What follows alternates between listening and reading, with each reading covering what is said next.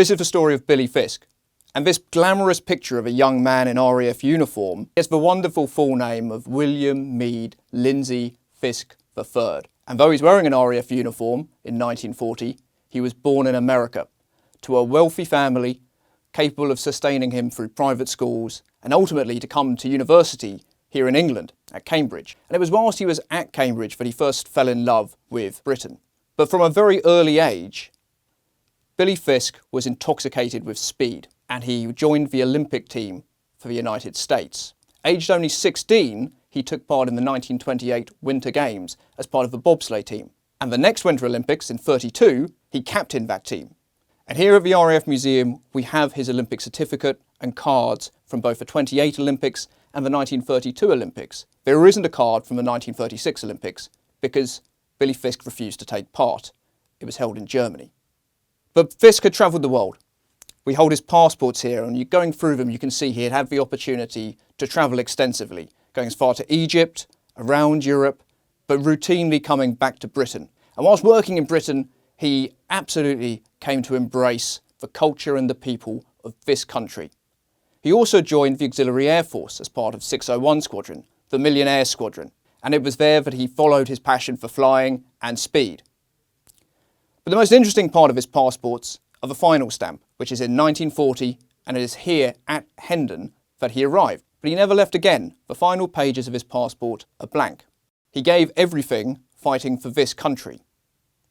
And that was a choice. He didn't have to do it. His squadron were flying the Hawker Hurricane, not as agile or as fast as the more glamorous Supermarine Spitfire, and outperformed by the German Messerschmitt 109. But it was the mainstay for fighter command during the Battle of Britain, and it was in desperately short supply. He takes part in some 42 operational sorties. During that time, he makes claim for 4 enemy aircraft, so he's one short of being an ace. But Fiske doesn't survive the battle. On the 16th of August, he took off on his second sortie for the day.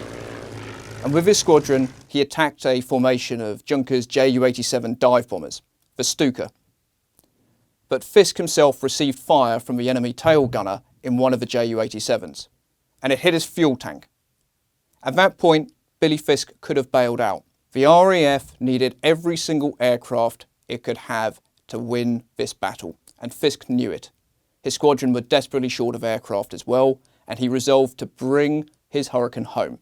On his flight back to base, his engine stopped, and he had to make an emergency landing with his wheels up. Touching down, his aircraft burst into flames and he was dragged from the cockpit, burnt. He was rushed to hospital, and there was every hope he would survive surgery, but he died of shock.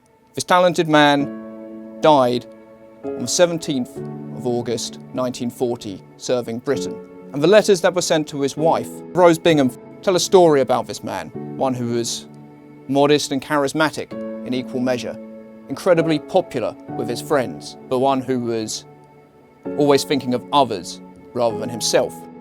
On the 20th of August, Billy Fiske's funeral took place at Box Grove in St Mary and Blaise Church. His coffin was draped in both the Union Jack and the Stars and Stripes of America. And today there is a memorial window dedicated to his memory. And the following year, on the 4th of July 1941, a plaque was unveiled in the crypt of St Paul's Cathedral to Fiske. It reads, "An American citizen who died that England might live." Unveiling the plaque, Sir Archibald Sinclair, the Secretary of State for Air, said the following: "Here was a young man for whom life held much. Under no kind of compulsion he came to fight for Britain. He came and he fought and he died."